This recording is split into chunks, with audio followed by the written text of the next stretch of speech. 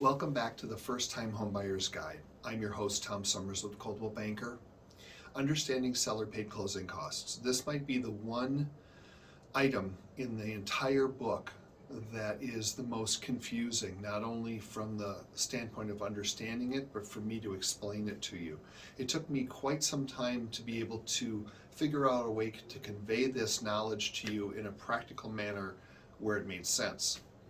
So when you're purchasing a home, you have a down payment and you also have seller paid closing costs or closing costs. Those are two of the same thing. It just depends on who's paying it.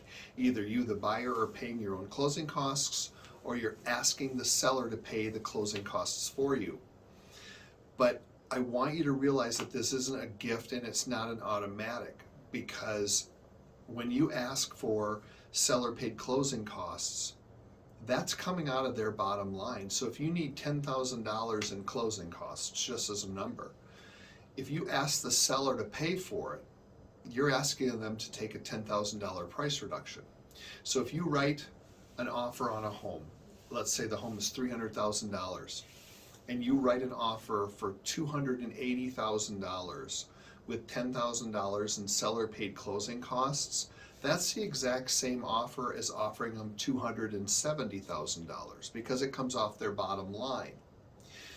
If you're in a really hot market, lots of times you can't ask for this because it's an automatic price reduction. But what you can do is, if there's some extra room, from a value standpoint, you could come into that $300,000 house and say, we'll pay you $310,000 for the home, and we want you to pay $10,000 of our closing costs. That way you can roll all of that into your loan and you don't have to bring it to close. That's why people do it. So if you're putting 3.5% down on the purchase of a home, you may not have the other 3% or $5,000 or $10,000, whatever it is in closing costs. So by rolling it into the loan or into the mortgage, you don't have to have it up front. So if you pay $10,000 over that list price, then that's just as strong as an offer of someone coming in at $300,000 not asking for any closing costs to be paid by the seller. So there's several different ways for you to work this to suit your needs.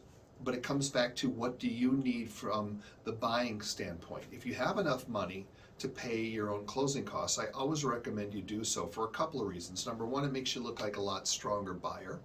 And the second one is you're not paying interest on that mortgage for that extra $10,000 for the next however many years. So it may be small and incremental, but it does save you money. Hopefully that makes sense to you, and we can discuss it in more detail because I'm assuming with this particular topic you're going to have more questions.